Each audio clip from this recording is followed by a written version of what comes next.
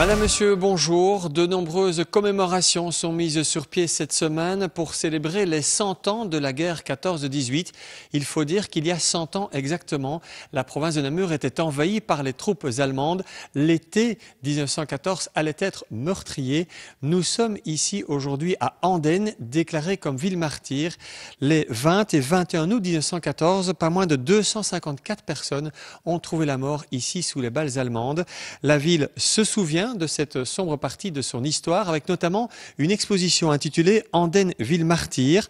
Nous allons vous présenter cette exposition dans un instant avec notre invité. Mais tout d'abord, retour sur ces événements du mois d'août 1914, lorsque les troupes allemandes sont arrivées ici à Andenne. La ville n'était pas un enjeu stratégique, elle va pourtant subir un lourd tribut. Retour sur ces faits de cette histoire andennaise avec Joël Janssens et Gilles-Antoine Mognotte. Voici le pont qui reliait Andenne à Seille. Édifié en 1853, cet ouvrage est détruit volontairement par l'armée belge le 19 août 1914 à 8h30.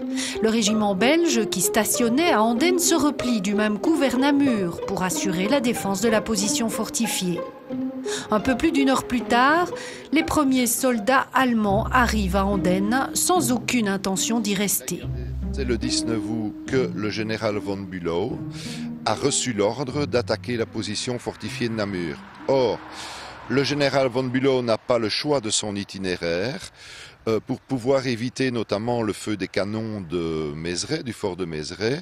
Il doit traverser la Meuse à Andenne et à la surprise des Allemands, les premiers Uhlans qui atteignent la Meuse le matin du 19 août observent que le pont a sauté et donc il y a surprise et évidemment un grand mécontentement de la part des Allemands. Les Allemands décident de construire en hâte un pont provisoire, mais il ne sera terminé que le lendemain vers 16h. En attendant, ils rebroussent donc chemin et vont s'installer en ville. Les premiers contacts avec la population sont relativement pacifiques. Mais le lendemain, le 20 août, les choses vont dégénérer à cause d'une terrible méprise. Les documents historiques sont tout à fait probants. On se rend compte que les Allemands, en fait, à partir d'une méprise, se sont tirés les uns sur les autres, mais ont cru dur comme fer qu'ils étaient victimes de francs-tireurs. Les Allemands croient donc dur comme fer que des civils belges leur ont tiré dessus et ils crient vengeance. Le bourgmestre Jules Camus et un échevin sont les premières victimes. Puis le 21 août, l'ennemi pille, incendie les maisons et commence à massacrer la population. Ces rares photos témoignent de la brutalité des faits. Ensuite, 800 civils sont rassemblés sur la place des Tilleuls dans une terreur sans nom. Ils vont d'ailleurs opérer plusieurs groupes. Il y a le groupe dit des malheureux condamnés à mort sans procès qui sont parqués près du kiosque. Il y a le groupe des hommes d'église, il y a le groupe des otages et il y a également le groupe des femmes et des enfants. Ça va durer longtemps ?